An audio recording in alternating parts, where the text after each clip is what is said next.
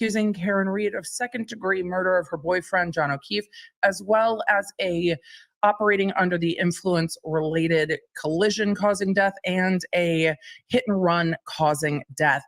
The defense is saying that Karen Read was framed because she's a convenient outsider. We got into the testimony, well, the entirety of the testimony of Chris Albert, who owns the pizza shop that is down the road from the waterfall and then lives apparently up the road from the waterfall. Up and down may vary on where it is because we don't have a map, but from testimony, lives within walking distance of the waterfall. The pizza place is in walking distance of the waterfall.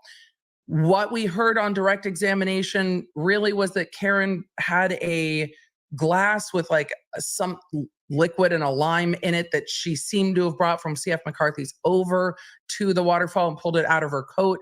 When they got to the bar, Chris Albert was already there with the group that was already at the waterfall. He thought it was funny. As we got into cross-examination, we saw that Chris Albert had texted the victim, like, get over here or where are you? And if you don't come over to the waterfall, we'll fuck up your lawn. The victim, John O'Keefe, had been at the pizza place getting a slice of pizza with Chris Albert earlier not with him. He was working. He went with his nephew to get a slice of pizza earlier, and they had talked about what's happening at that night, who's going out, where people are going. We then heard a lot of conversation about timing. When Chris Albert left the bar, when he got home, how long it took him to get in bed, because the testimony was that his son Colin came home from Brian Albert's that night and opened their bedroom door and said goodnight about 10 minutes after he got home. On cross-examination, it was clarified that it was 10 minutes after he got in bed, but then it seems that he was woken up from sleep, and he said it took him 10 to 15 minutes to fall asleep after he got in bed. There's a lot of variance within minutes in that timeline of when Colin Albert got home and opened the door and said goodnight to his father. The last question of the defense's cross-examination was basically, but you didn't tell Trooper Proctor that Colin Albert was over at Brian Albert's house that evening when you spoke to him. We also got into the relationship between this Albert, Chris Albert, and Trooper Proctor and how long he's known Trooper Proctor's sister. And then we got into the back and forth of, hey kid, get off my lawn. The defense asked if that was Colin. The witness said, no, that was my son Dylan, and then gave a whole story that the judge allowed in of, no, one day my kid, before the victim put up a fence on his lawn, my kid was cutting across his lawn because it cut off, he said, minutes of the walk home from school. And John yelled out the window, hey kid, get off my lawn, which the witness said scared Dylan. Dylan went home, told his mom called Jen. Jen told John. John went over and said, I was joking. He put a fence up on his lawn. And then this witness, Chris Albert, and his wife titled John O'Keefe in the wife's phone saved contact as Mr. Nevercracker, a character from a movie that didn't want people on his lawn. But he just went very quickly through that whole story. I guess we will see later why all of this ties together. The defense talked about Colin Albert in their opening. I imagine that's why they went so much into the timing and when Colin Albert got home. But the testimony, you could see variations definitely in how quickly he answered, what he didn't remember, how frustrated he got. There were lots and lots of variances throughout that testimony where you could definitely see what the witness was feeling about the questions being asked to him. And now the court is on a quick break. At the end of the half day of day 8 of court, after the court took their morning recess, we got into the testimony of Julie Albert. Julie Albert is the wife of Chris Albert, the Canton Town selectman, who also owns the pizza shop that is near the waterfall and CF McCarthy's in what seems to be downtown Canton. Her testimony on direct examination often felt like, why are we here though? She mostly talked about when she arrived at the waterfall, which is consistent with the video when she left the waterfall because she had a migraine, that she had been drinking wine before she left, and that when Karen Read arrived, she saw Karen pull like a clear glass out of her jacket that had liquid in it. I don't know if she said that it had a lime in it or not.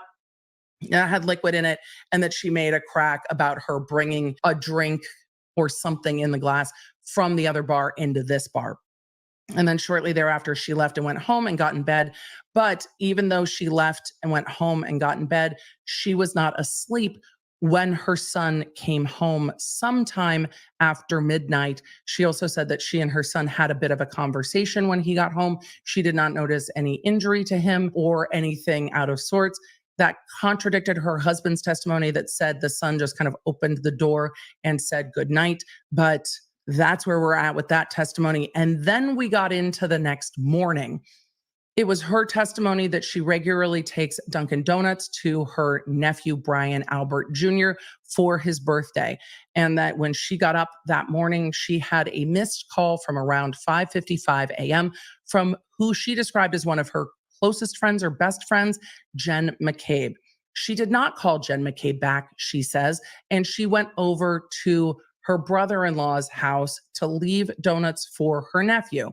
She said she got out of the car, and this was sometime after 8:39 a.m., got out of the car, went to go put donuts in Brian Albert Jr.'s car, which she said was unlocked, and then saw Brian Albert Sr. come to the door, and he said, "Come inside." And then she stopped and said, "Would you come inside?" And then she said, "No, I'm just dropping off donuts." And he said, "You need to come inside." But she also said that she noticed Jen McCabe's car was there, but didn't say she thought anything of it.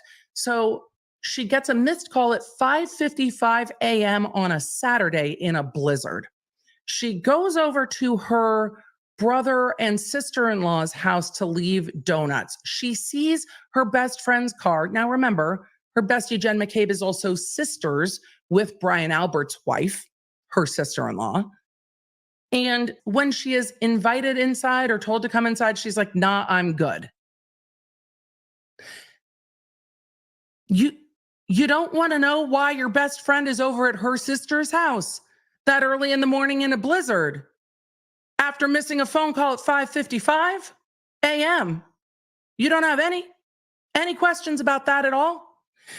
And then she gets inside. She talks about everyone who's inside at that time, which is Jen and Matt McCabe, her brother-in-law, Brian Albert, his wife, and that they were all sitting in the kitchen talking.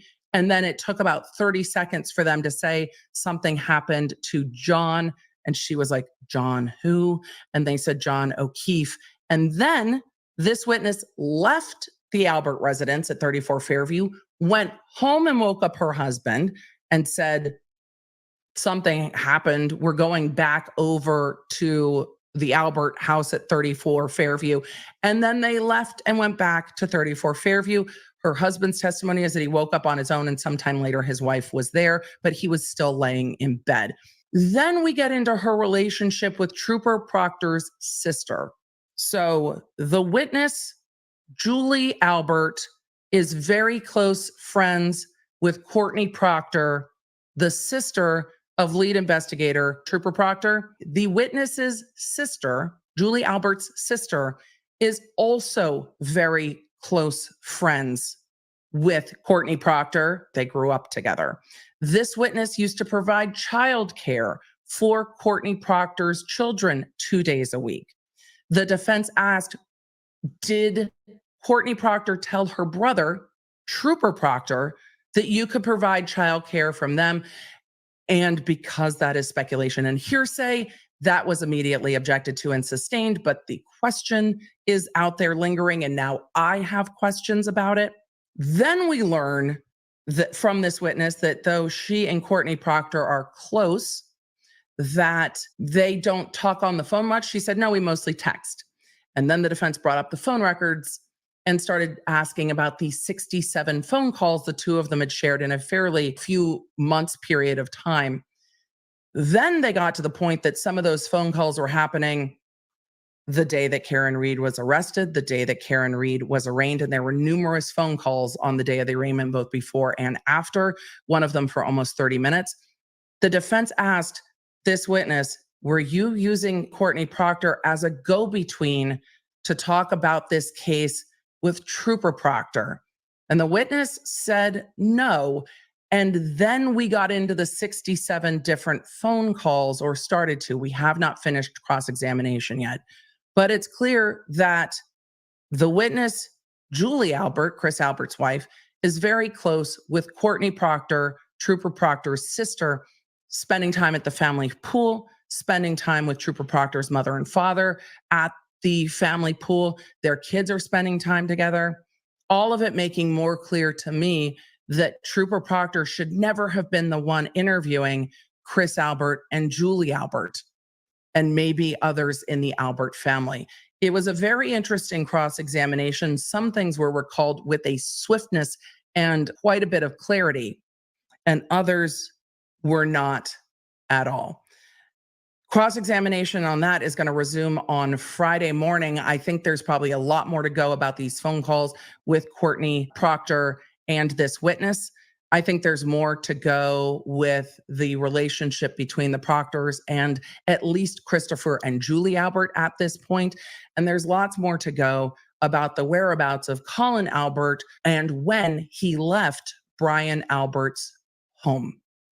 So my question that I'm left with at the end of day 8 is, how did Trooper Proctor end up being the lead investigator on this case when Canton PD recused themselves for the appearance, they say, of impropriety because Brian Albert's other brother, Kevin, well, one of his other brothers, Kevin Albert, is a Canton police officer, and the home and the crime scene where the victim was found is Brian Albert's home. How did Trooper Proctor not also say someone else in the state police should be the lead investigator on this case? And I think the defense has some pretty strong theories about why that is. I'm very curious as to how that assignment happened. Very, very curious. Aren't we all just now waiting for Jen McCabe's testimony and Trooper Proctor's testimony? Isn't that what we're waiting for at this point? I know I am. We'll see how this turns out at the beginning of day 9. For deep dives into the stories that I covered here, you can find them on my YouTube channel at